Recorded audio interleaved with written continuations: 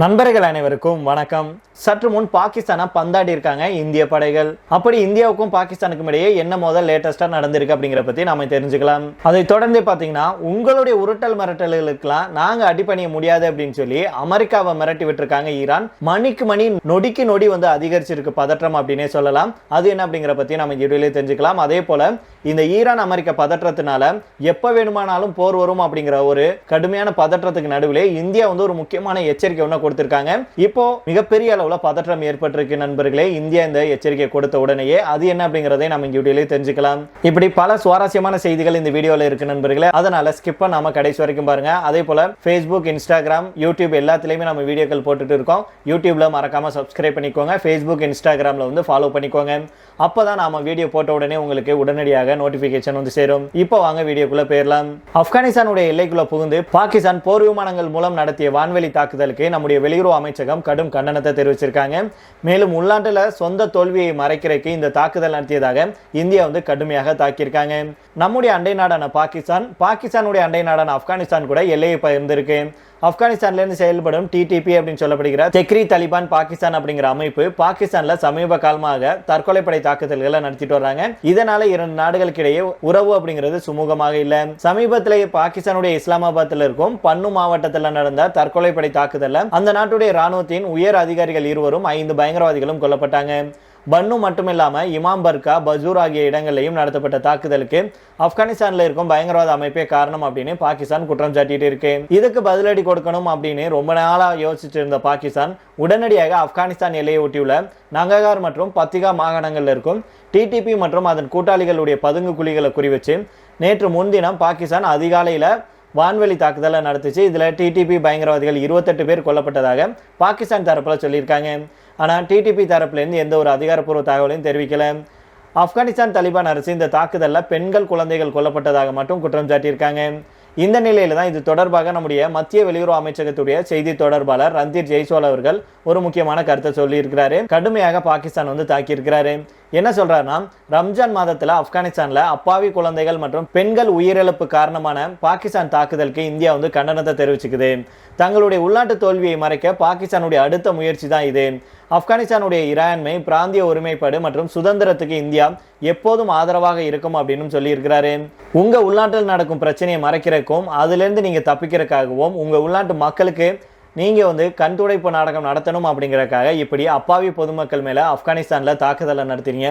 இது உங்களுக்கு வெக்கமா இல்லையா அப்படின்னு கேட்கிற அளவுக்கு தான் இந்தியா வந்து கேட்டிருக்காங்க. அதே போல பண்றதெல்லாம் அயோக்கியத்தனம். இதுல வந்து நீங்க வந்து அந்த நாட்டில இருந்து பயங்கரவாதிகள் தாக்குதல் நடத்துறாங்க அப்படின்னு சொல்லி அவங்க மேல தாக்குதல் நடத்துறீங்களா அப்படின்னு கடுமையாக வந்து போட்டு தள்ளியிருக்காங்க. இந்தியா கடுமையாக தாக்கி பேசியிருக்காங்க அப்படின்னே சொல்லலாம். இதே போல இன்னொரு முக்கியமான விஷயம் என்னன்னா, அமெரிக்காவுக்கும் ஈரானுக்கும் இடையிலான பதற்றம் தொடர்ந்து அதிகரிச்சுட்டு வருது நண்பர்களே. ஈரான் மேல அமெரிக்கா எப்ப வேண்டுமானாலும் தாக்குதல் நடத்தலாம் அப்படிங்கிற நிலை தான் இப்ப இருக்கு. இந்த நிலையில தான் உலக வல்லரசுகளுடைய அழுத்தங்களுக்கு ஈரான் எப்போதும் தலை வணங்காது அப்படின்னு அந்த நாட்டுடைய அதிபர் மசூத் பெசோஸ்கியான் அமெரிக்க அதிபர் டொனால்ட் ட்ரம்புக்கு பதிலடி கொடுத்திருக்கிறாரு. அமெரிக்காவுக்கும் ஈரானுக்கும் இடையிலான பதற்றம் நாளுக்கு நாள் அதிகரிச்சுட்டு வருது. ஈரான் வந்து அணு ஆயுதம் தயாரிக்க முயற்சிக்கிறாங்க. அதை கைவிட்டு அமெரிக்கா கூட ஒப்பந்தம் மேற்கொள்ள வேண்டும் அப்படின்னு ட்ரம்ப் அவர்கள் சொல்லிட்டு வர்றாரு.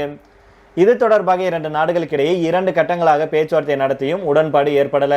இதனால அமெரிக்கா ஈரானை சுற்றி போர்க்கப்பல், போர் விமானங்களை குவித்துட்டு வருது. மேலும் எப்ப வேண்டுமானாலும் அதிபர் ட்ரம்ப் அனுமதி கொடுத்தவுடன் ஈரானை குறிவைத்து தாக்குதல் நடத்த அமெரிக்க படைகள் தயார் நிலையில் இருப்பதாகவும் தகவல்கள் வெளியாயிருக்கு. இதனால நாளுக்கு நாள் பதற்றம் அதிகரிச்சுட்டு வருது அப்படின்னே சொல்லலாம். அமெரிக்காவுடைய இந்த மிரட்டலுக்கு நடுவே தான் ஈரானும் தற்காத்து கொள்ள தயாராயிட்டு வர்றாங்க அப்படின்னு சொல்லப்படுது. அதாவது அமெரிக்கா தாக்குதல் நடத்தினாங்கன்னா பதிலுக்கு நாங்களும் தாக்குதல் நடத்துவோம் அப்படின்னு ஈரான் வந்து கடுமையான பதிலடியை அமெரிக்காவுக்கு கொடுத்திருக்காங்க. இதற்கிடையில தான் உலக வல்லரசுகளுடைய அழுத்தங்களுக்கு ஈரான் வந்து ஒருபோதும் அடிபணியாது அப்படின்னு அந்த நாட்டுடைய அதிபர் மசூத் பெசேஸ்கியான் இருக்கார்ல அவர் வந்து தெரிவிச்சிருக்கிறாரு. இது தொடர்பாக ஈரானுடைய அரசு தொலைக்காட்சி வழியாக நாட்டு மக்கள்கிட்ட லைவ்ல வந்து பேசியிருக்கிறாரு. அப்போ அவர் வந்து என்ன சொல்றாருன்னா, உலக வல்லரசுகள் நம்மை அடிப்பணிய செய்ய வரிசையில நிக்கிறாங்க. ஆனால் எவ்வளவு பிரச்சனைகளை உருவாக்குனாலும் அதுக்கு நாம வந்து தலைவணங்க மாட்டோம் அப்படின்னு அவர் தெளிவா சொல்லி இருக்கிறாரு. அதே போல பாரா ஒலிம்பிக் பதக்க வெற்றியாளர்களை கௌரவிக்கும் விழாவில் பேசிய அதிபர் மசூத் அவர்கள் அனைத்து உலக சக்திகளும் நமக்கு எதிராக அநீதி இழைக்கும் வகையில நின்னாலும் நாம் ஒருபோதும் சரணடைய மாட்டோம். பிரச்சனைகள் எவ்வளவு இருந்தாலும், காயங்கள் ஏற்பட்டாலும் கூட எந்த நிர்பந்தங்களுக்கும் சரணடைய மாட்டோம் அப்படின்னு அவர் சொல்றாரு. இவர் இதை சொன்னதுமே இப்போ மேலும் பிரச்சனையை மோதல் அதிகரிச்சிருக்கு அப்படின்னு சொல்றாங்க. அதாவது இவ்வளவு சொல்லி நீ கேட்க மாட்டியா அப்படின்னு ட்ரம்ப் அவர்கள் எப்ப வேண்டுமானாலும் ஈரான் மேல தாக்குதல் நடத்துறதுக்கு ஆர்டர் போடுவாரு. அதனால ஈரானும் ஒரு பக்கம் பிடிவாதமா இருக்கு, அமெரிக்கா இப்ப ட்ரம்ப் அவர்களும் பிடிவாதமா இருக்கிறாரு. இவங்க இரண்டு பேருமே இப்போ ஒண்ணுக்கு ஒண்ணு சலைச்சதில்லை அப்படின்னு போட்டி போட்டுட்டு இருக்காங்க. ஆனா கடைசியில ஏதாவது ஒரு தாக்குதல் நடத்தப்பட்டா இதுல இந்த இரண்டு நாடுகள் மட்டும் பாதிக்கப்பட மாட்டாங்க, இந்த இரண்டு நாட்டு மக்களுக்கு மட்டும் பாதிப்பு கிடையாது, உலக நாடுகள் பலவும் இதனால பாதிக்கப்படுவாங்க. ஏன் இந்தியா உள்பட பல நாடுகளுக்கு அமெரிக்கா ஈரான் மோதல்னால பாதிப்பு ஏற்படும் அப்படின்னு சொல்லியிருக்காங்க. இது மட்டும் இல்லாம விலைவாசி ஏற்கனவே விண்ணை முட்டும் அளவுக்கு போயிட்டு இருக்கு. அதை கட்டுப்படுத்த முடியாம ஒவ்வொரு நாடும் தவிச்சிட்டு வராங்க.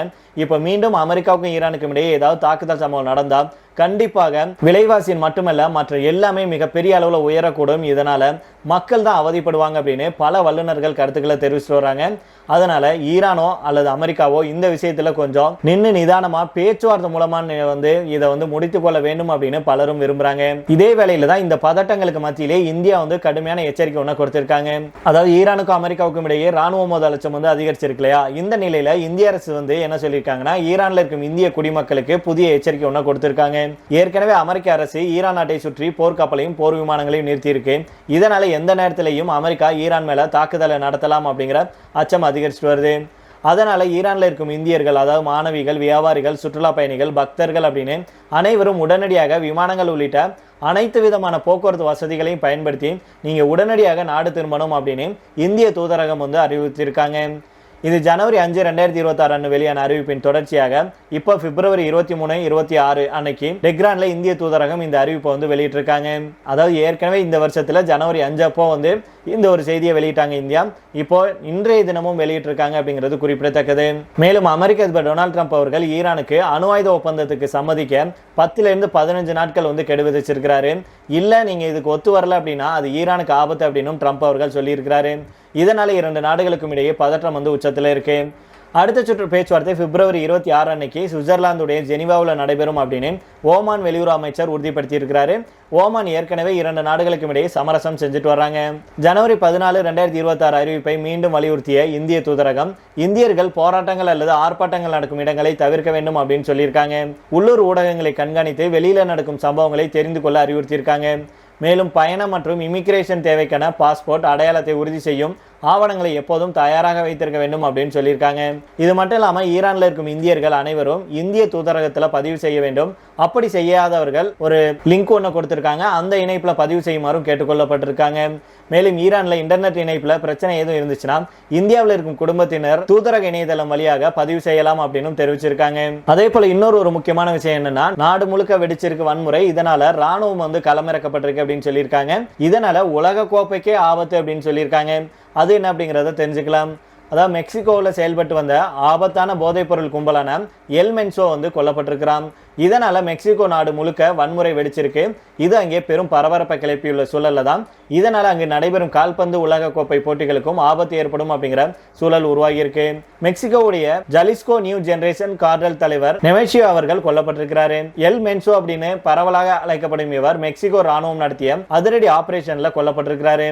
மெக்சிகோவுடைய தப்பால்பாவில் இந்த அதிரடி ஆபரேஷன் நடந்திருக்கு. எல் மென்சோ எங்கே இருக்கிறார், அவர் கூட எத்தனை பேர் இருக்காங்க அப்படிங்கிற குறித்த தகவல்களை அமெரிக்க உளவுத்துறை கொடுத்திருக்கு. அதை அடிப்படையாக வச்சுதான் மெக்சிகோ ராணுவம் தாக்குதலை நடத்தியிருக்காங்க. மெக்சிகோவுடைய அதிபர் கிளாடியோ ஷெயின்பாம் போதைப் பொருள் கடத்தலுக்கு எதிராக பல்வேறு நடவடிக்கைகளை எடுத்துட்டு வரும் நிலையில தான் இது மிக முக்கியமான வெற்றியாக பார்க்கப்படுது. எல் மென்சோவை உயிரோடு பிடிப்பதே ராணுவத்துடைய திட்டமாக இருந்திருக்கு. இருந்தாலும் கடைசி நேரத்தில் நடந்த துப்பாக்கி சூட்டுல அவர் காயமடைஞ்சு அதுக்கப்புறம் உயிரிழந்திருக்கிறார் அப்படிங்கிற தகவலை சொல்லியிருக்காங்க. இந்த தாக்குதல்ல எல் மென்சோ உள்பட காரடலை சேர்ந்த 6 பேர் கொல்லப்பட்டிருக்காங்க. மேலும் 2 கைது செய்யப்பட்டிருக்காங்க. ராணுவத்தை பொறுத்த வரைக்கும் 2 தேசிய காவல் படை வீரர்கள் உயிரிழந்திருக்காங்க. மேலும் 3 வீரர்கள் காயமடைஞ்சிருக்காங்க. கார்டல் கும்பலிடமிருந்து கவச வாகனங்கள், ஹெலிகாப்டர்களையும் சுட்டு வீழ்த்தக்கூடிய ராக்கெட் லாஞ்சர்கள் உள்ளிட்ட கனரக ஆயுதங்கள் பறிமுதல் செய்யப்பட்டிருக்கு அப்படின்னு சொல்லியிருக்காங்க. எல் மென்சோ மரணத்தால மெக்சிகோ கார்டல்கள் கொந்தளிப்புல இருக்காங்க. இதனால பதிலடி நடவடிக்கையாக மெக்சிகோவில் 9 மாகாணங்கள்ல போதைப்பொருள் கும்பல் தாக்குதலை நடத்தியிருக்காங்க. மெக்சிகோ நாட்டின் 2வது பெரிய நகரான குவாடாலஜாராவில் போர் போன்ற சூழல் நிலவியது. அங்கு முக்கிய சாலைகள், நெடுஞ்சாலைகள் மறிக்கப்பட்டிருக்கு. வாகனங்கள் சாலையிலேயே தீயிட்டு கொளுத்தப்பட்டிருக்கு. வங்கி, வணிக நிறுவனங்கள் தாக்கப்பட்டிருக்கு. இந்த பதற்றமான சூழல் காரணமாக குவாடாலஜரா சர்வதேச விமான நிலையத்தின் செயல்பாடும் கூட தடைபட்டிருக்கு. அதே நேரம் அமைதியாக இருக்கும்படி அதிபர் கிளாடியா அவர்கள் கோரிக்கை விடுத்திருக்கிறாரு. நாட்டில் அமைதியை கொண்டு வரவும் நிலைமையை கட்டுக்குள்ள வைக்கவும் மாகாண அரசுகளோடு இணைந்து தனது அரசு நடவடிக்கை எடுத்து வருவதாகவும் அவர் தெரிவிச்சிருக்கிறாரு. மேலும் இந்த ஆபரேஷன்ல படைகளிடையே இந்த ஒருங்கிணைப்பையும் அவர் பாராட்டியிருக்கிறாரு. இதற்கிடையில தான் ஜலிஸ்கோவில் நிலவும் ஸ்திரமற்ற சூழல் சர்வதேச அளவில் பதற்றத்தை ஏற்படுத்தி இருக்கு. ஏன் அப்படின்னா வரும் ஜூன் மாதம் தொடங்கும் உலகக்கோப்பை கால்பந்து போட்டிகள் மெக்சிகோவிலையும் நடைபெற இருக்கு. ஜலிஸ்கோ, மெக்சிகோ நகரம், மாண்டேரி ஆகிய 3 நகரங்கள்ல போட்டிகள் நடைபெற இருக்கு. எப்போதும் கால்பந்து உலக கோப்பைக்கு உலகெங்கும் இருந்தும் ரசிகர்கள் வருகை தருவாங்க. இந்த நேரத்தில் மெக்சிகோவில் வன்முறை வெடிச்சிருக்கு. உலகக்கோப்பை தொடர்க்கு ஆபத்தை ஏற்படுத்துவதாக இருக்கு. இதற்கு மெக்சிகோவில் இருக்கும் இந்தியர்கள் கவனமாக இருக்கும்படி இந்திய வெளியுறவுத்துறை அமைச்சகம் எச்சரிக்கையும் விடுத்திருக்காங்க. அங்கே மோசமான சூழல் இருக்கிறதுனால கவனமாக இருக்கும்படியும் எச்சரிக்கை விடுக்கப்பட்டிருக்கு. இந்தியா மட்டும் இல்லாம அமெரிக்கா, கனடா உள்ளிட்ட நாடுகளும் எச்சரிக்கை விடுத்திருக்காங்க அப்படிங்கிற குறிப்பிடத்தக்கது. இதனாலதான் பாதுகாப்பு கருதி எப்ப வேண்டுமானாலும் ஏதாவது வன்முறை வெடிக்கும் அப்படிங்கறதுக்காக ராணுவம் மெக்சிகோவில் களமிறக்கப்படுது அப்படின்னு சொல்லியிருக்காங்க. அதனால பொறுத்திருந்து பார்ப்போம் நண்பர்களே. கூடுதல் அப்டேட்டுகள் வரும்போது உங்களுக்கு நாங்கள் உடனடியாக அப்டேட் பண்ணுறோம். இப்போ இதோட நம்ம இந்த வீடியோ முடித்துக் கொள்ளலாம். இதை பற்றி உங்களுடைய கருத்துக்களை கீழே உள்ள கமெண்ட் பாக்ஸில் சொல்லுங்கள். மீண்டும் நாளை வேறொரு செய்திகளுடன் உங்களை சந்திக்கிறேன். நன்றி, வணக்கம்.